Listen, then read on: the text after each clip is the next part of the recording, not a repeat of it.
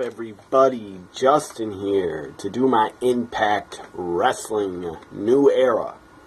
Hashtag Make Impact Great. First show under Jeff Jarrett, new management, new owners, new booker, Dutch Mantell, and Jeff Jarrett running things. So this is Impact Wrestling, March 9th, 2017. This is my review for it. As I said, it was a new era. They kept saying they're going to make Impact great. Hashtag Make Impact Great. So it kicked off with a nice, mixed with a lot of old footage of Impact Wrestling, formerly TNA. A lot of old footage at TNA of guys like AJ, Samoa Joe, Sting, Kurt Angle, Christian, Booker T. So a lot of old talent in the opening video package. A lot of talent that used to be TNA guys and Impact Wrestling guys before they got fed up. And they had every right to be fed up and leave. And that's your fault. Dixie Carter, that's 100% on you. You made the great talent leave the company because you didn't know how to run things. And things were chaotic. Nobody wanted to be there anymore because of you. So you made AJ leave, Samoa Joe leave. You did that, not anybody else. Vince did not raid your talent and steal all your great talent. You made them leave because you were a stupid idiot that didn't know how to run a company the right way. So an old video package mixed with old footage, and it was good. Showed old talent. It was a cool history video on TNA. And then they also had a new opening video package for Impact Wrestling. Kicked off with Cody. Not Cody Rhodes, but kicked off with Davey Richards and Eddie Edwards brawl in the crowd. They're kicked off the show. They're fighting in the crowd, going at it. It was pretty cool. So they keep fighting in the crowd. Then we go to Cody Rhodes, but they don't call him Cody Rhodes, but I will. Cody Rhodes, the American Nightmare, cutting a promo, is on the microphone, says he wants Moose tonight. Where are you, Moose? Get out here. And Moose is nowhere to be found because one of the new commentators, Jeremy Borash, said many times Moose is not here, he's in Japan. So Moose is in Japan, Cody Rhodes still calling him out. Then up next we have in the first, not the first match of the night, but Jeremy Borash comes out and is part of the new commentary team. It's a 3-man team now. And when JB came out, Josh Matthews jumped all over the place, jumping up and down like a little 5-year-old little bitch. So then JB gets on the mic, gets in the ring, does a good promo, I'm sure it was a work, shoot promo. He gets in the ring, says, Josh, you suck, all the fans hate you basically. JB says, I've been here for 15 years at every single show. So good for JB, long-time employee of Impact Wrestling. And as I said, Josh was having a temper tantrum on the outside of the ring because he doesn't want another commentator to work with him and Pope, I guess. Josh, you're not the GOAT. You're not the best in the business. You suck. So then we go back to after JB shoots on Josh Matthews. Then we have our first match of the night. DCC, James Storm, Eddie Kingston, and Bram. DCC come out for a tag match to take on a new team that we've never seen before, they said. They advertised it as a new team that has never been in Impact Wrestling before. They're from a Las Vegas indie promotion, I believe. Their name is Reno Scum. Reno Scum, new tag team in Impact Wrestling. I don't know if they're just brought in for this taping or what, but they probably are signing contracts. And they'll probably work future Impact taping. So Reno Scum makes their debut and they win. They actually win their first tag match in Impact Wrestling. I had one of my female followers on Twitter, I believe her Twitter handle's at Macho Jabroni. She pointed out to me that Reno Scum, that she's seen them in person and that they were very good. Again, I think they're from a Las Vegas indie promotion. She said she saw them live and they were good. And she sent me their Twitter account, the indie company's Twitter account. So thank you for sending me that information about Reno Scum. So then after DCC loses, James Storm, Bram, Eddie, Kingston, they're all arguing in the ring like Bram and Eddie are going to turn on James Storm. Well, that did not happen because James Storm just hugged it out with the both of them. Up next we had, what was up next? I believe Cody came out again. And Cody was saying, I want Moose. Where's Moose? Get out here, Moose. And JB was screaming at Josh, he's in Japan. He's in Japan, you idiot. What don't you understand? And Josh was on Cody's side. And for some reason, Cody on the microphone put over Josh. I don't know why. But then JB was on the side of Moose, screaming, Moose is not here, he's in Japan.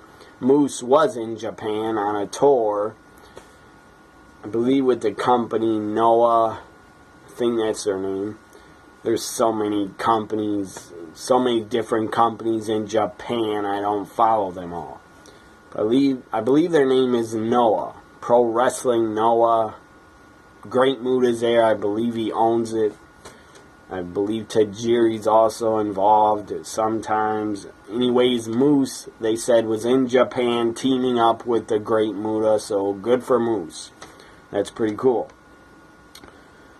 So up next we had Mackenzie Mitchell.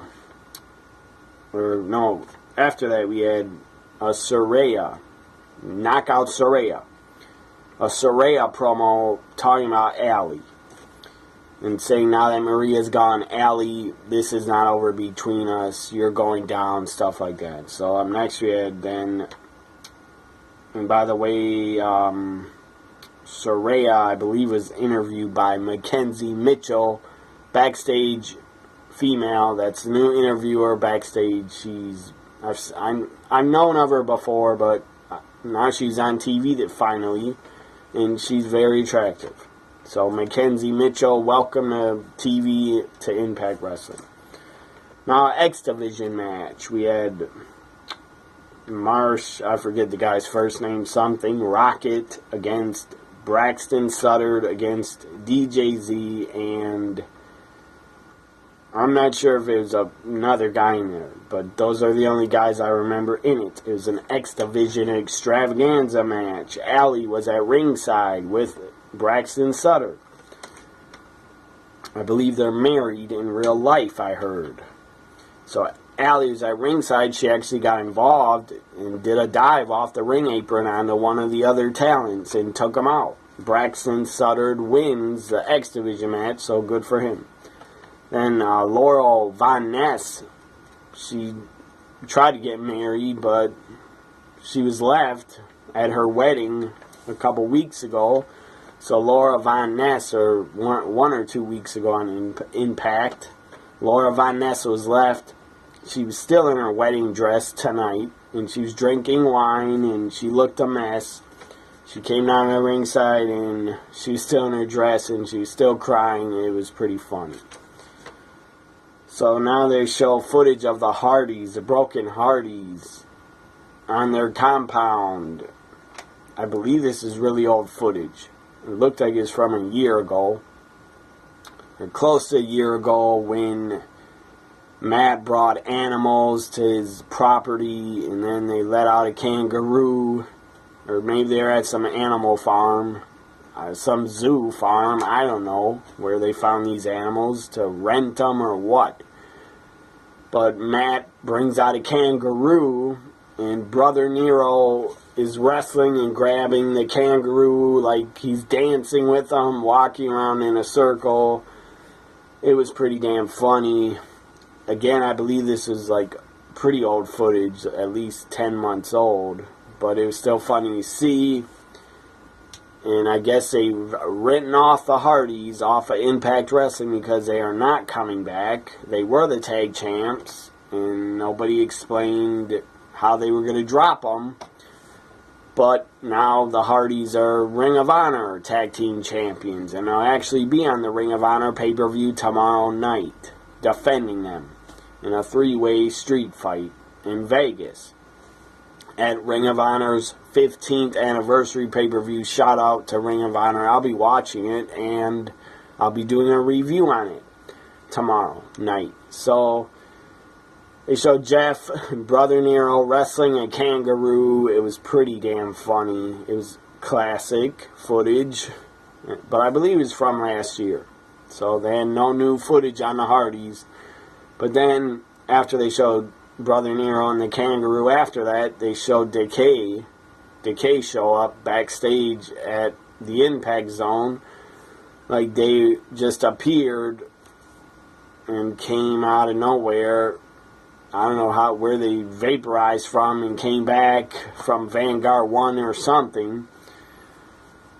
Anyways, Decay shows up and they were out of breath. Like, they could barely breathe, and then they pull up the tag team titles, the Impact Wrestling, TNA, whatever you want to call them. They pull up the tag team titles, and Abyss says, "We got them back." And then they start laughing. So somehow Decay stole the tag team titles from the Hardys. So Decay is the tag champs. Hardys are not coming back. After that, we had, let's see here, we had a knockouts match.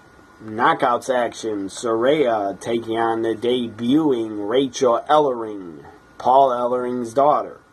Rachel Ellering in her debut, she looked pretty good, pretty decent. She's a pretty good worker. But she hasn't been wrestling that long, so give her a chance. She will get better. So Rachel Ellering, Saraya, decent match. During the match, Jeremy Borash, Josh Matthews really are arguing like crazy and fighting on commentary. And if they keep doing that, they keep arguing on commentary, if they do that for a month, that's gonna get real old real fast. My guess is they're gonna have JB and Josh Matthews get teams together, teams of wrestlers together to face each other at Slammiversary in July, and the winning team will get to stay on commentary, and whoever loses, if Josh Matthews' team loses, he'll probably get fired and be off of commentary. If JB loses, he'll probably be taken off commentary. That's my guess. They're going to probably have them keep feuding until they get to pick their own wrestlers for a team to face off at a pay-per-view is my guess. So anyway, Saraya wins, and it wasn't that long of a match.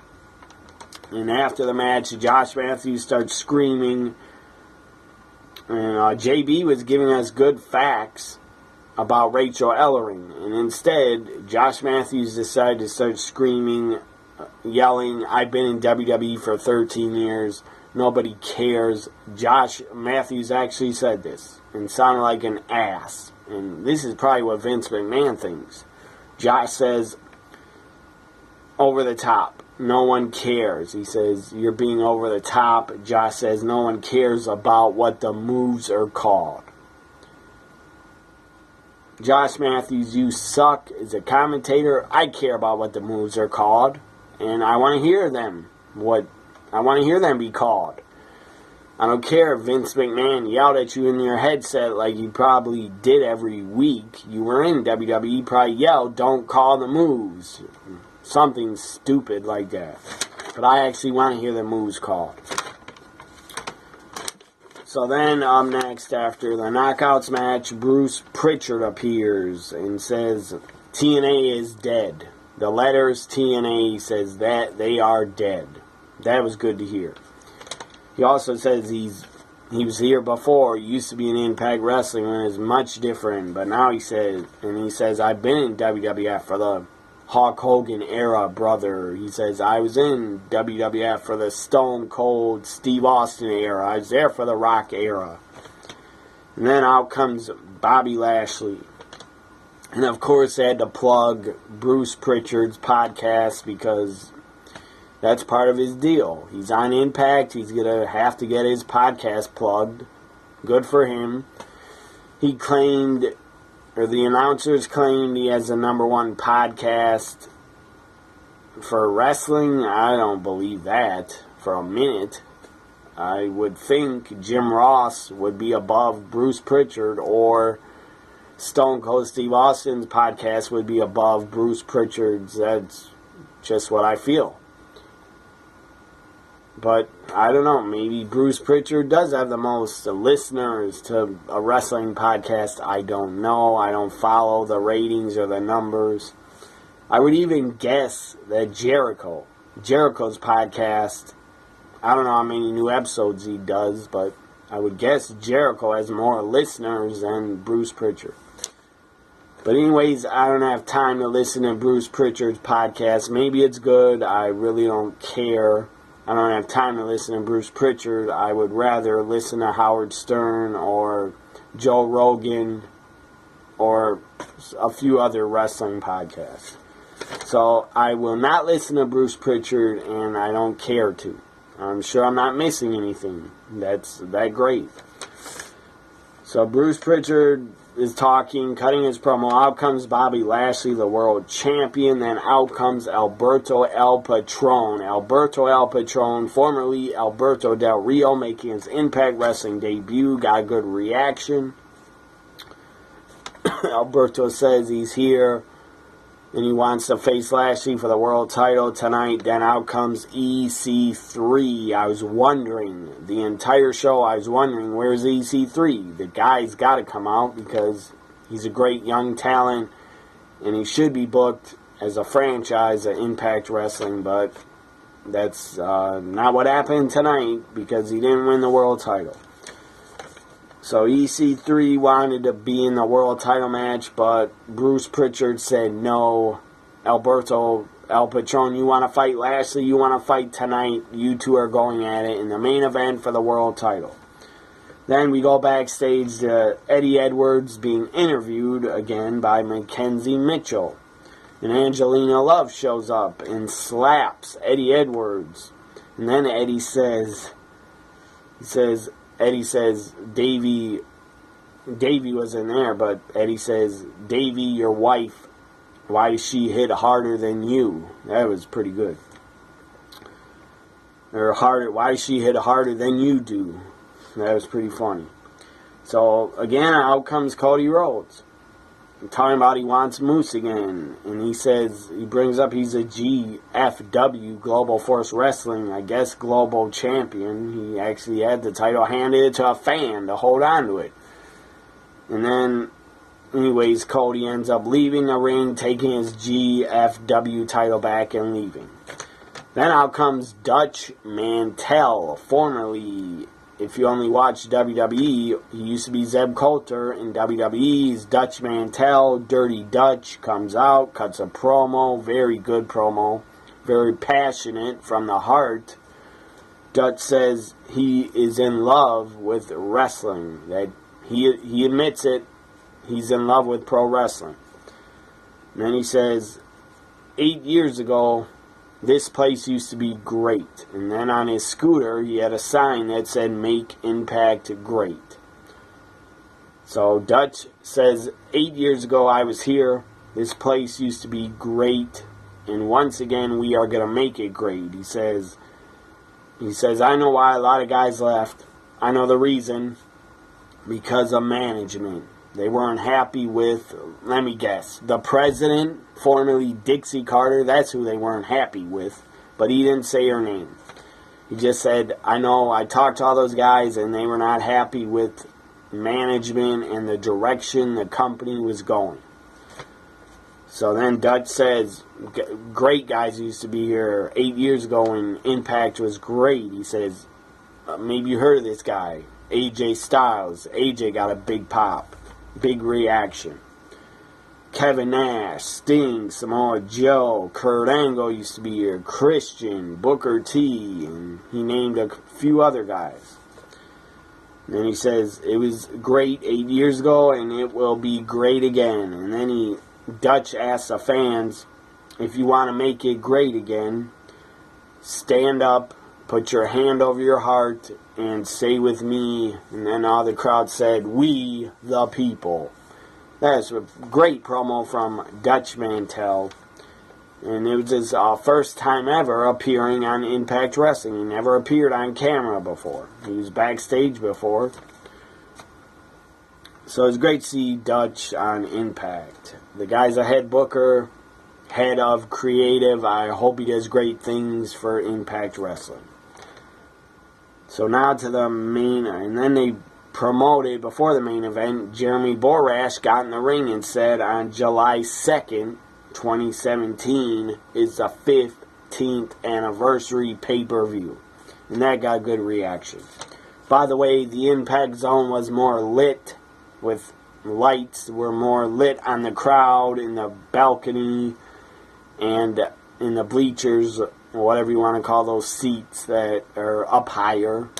The lights were on those fans more. That's good, because for the last 6 months to a year, the crowd was dark. They had no lights on. You couldn't even see how many people were there. So the lighting is a lot better than it used to be. Also, they have a better looking stage with some new graphics that say Impact Wrestling. And they did an upgrade of their opening video package. I hated how they used to have the Impact Zone lit. Before tonight, it was only lit to the first 2 rows. That was pathetic and stupid to do that. But maybe they did it for a reason. Maybe only 50 to 100 people were there. I don't know. But tonight, they had the crowd more lights on the fans, and it looked like a pretty decent crowd showed up. And these tapings, by the way, were shot and taped last Thursday, I believe. So July 2nd is the 15th anniversary pay-per-view. I don't know if they're going to call it Slammiversary or just the 15th anniversary. So now the main event. Alberto El Patron challenging for the world title. Bobby Lashley defending the Impact Wrestling World Championship. This match was pretty good. First time ever that these guys faced off. They never had a match anywhere before one-on-one, so their two different styles were clashing, and it was a pretty good match. Lashley was locked at one point in the cross arm breaker of El Patron's, but he broke out. He lifted Alberto and lifted him up. Damn impressive, and slammed him to the mat. So he broke out of the cross arm breaker. Then Lashley clotheslines the referee. The referee is knocked out cold. Then we have a second referee show up. Second referee takes a bump. So the second referee's knocked out because Alberto accidentally super kicked him. So the second ref is out. So then we get not a third ref. The second ref wakes up eventually. Lashley gets in the ring with the title as a second ref is just getting up on his feet. Didn't see this. Lashley's in the ring with the title, gets super kicked, drops the title. Alberto picks up the title, hits Lashley with it, pins Lashley. 1, 2, 3. I don't know if it's official. Everybody's going to have to watch next week, Impact Wrestling, to find out if it's official. If Alberto's really the world champion, I don't know. But he left with the world title. And the referees, both refs, were arguing who's the winner, stuff like that. We had a third ref come down. Earl Hebner came down, and all three of them were talking. Then we had TNA officials come down, and Bruce Prichard came down. I guess Bruce Prichard is an authority figure. So he was discussing who's the winner. Lashley was pissed. He was yelling at the referees. Alberto goes up the stage, goes past EC3, stops by EC3, holds up the world title. EC3 just goes like this next to Alberto. Alberto leaves with a world title. The first edition of Impact Wrestling under the new bookers, the new owner, or new ownership, new management, new creative team. I enjoyed it. I enjoyed the episode. I thought it was good. It wasn't great, but I thought it was good. If I'd give it a rating, A, B, C, D, F, I would say it was a C+. This episode was a C+. They did some good things. Alberto El Patron debuted. I'm a fan of his. Dutch Mantell cut a very good promo. They furthered the story with Eddie Edwards and Davey Richards starting off the show brawling in the crowd. It was a good addition. This was my Impact Wrestling again. New era. Make Impact great. March 9th, 2017 review. Hope you enjoyed it. Follow me on Twitter at WWE NXT Guy. Like, comment, share, and subscribe my videos. I'd appreciate that. Bye for now, everybody.